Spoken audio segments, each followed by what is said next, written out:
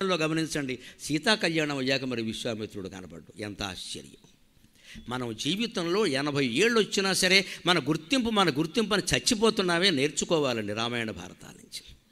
ఎంత గొప్ప పాత్ర అయినా సరే రామాయణ భారతాల్లో ఆ సీన్ అయిపోయాక మళ్ళీ కనపడదాం. మందర నోవేర్, కైక నోవేర్, విశ్వామిత్రుడు నోవేర్, తీసేయి.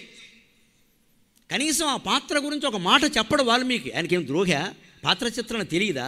చివరి వరకు సాగదీయాలనుకో, సాగదు. చివరి వరకు ఎవడి జీవితం సాగదు. నీ పాత్ర ఎక్కడ ఆగిపోయిందో అక్కడ ఆగిపోవాలమ్మా. ఇక నీ గుర్తింపు కోసం తాపత్రయపడకూడదు. 70 ఏళ్ళు వచ్చాయి, మనకి చెప్పకుండానే అన్నీ చేస్తున్నారు. అది చాలా మంచిది. మనకి ఏకాంతం దొరికింది. ఆలోచించాల్సిన విధం. అప్పుడు సుఖంగా ఉంటాం.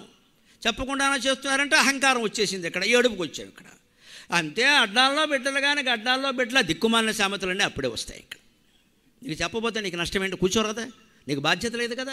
వాళ్ళు ఏడుస్తారు. కేటరింగ్ బీటరింగ్ అని. నువ్వు కూర్చో. ఇక్కడ ముసలిదాన్ని కూర్చోవచ్చు కదా.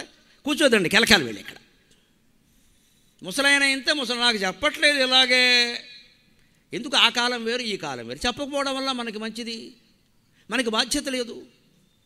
పిల్లలు పెళ్లి చేయమంటే చేస్తాం. వాళ్ళే చేసుకున్నారు, నమశివాయ. వాళ్ళ తగాదాలు వాళ్ళు పడతారు, మనం చెప్పక్కల. ఎప్పుడైనా ఏదైనా చెబితే అనుభవించు రాజా అంటమే. ఇక్కడ చేసుకున్నావుగా, చెప్పకుండా వెళ్ళి అనుభవించు అంటే క్షమించండి నాన్నగారు అంటాడు. అయిపోయా.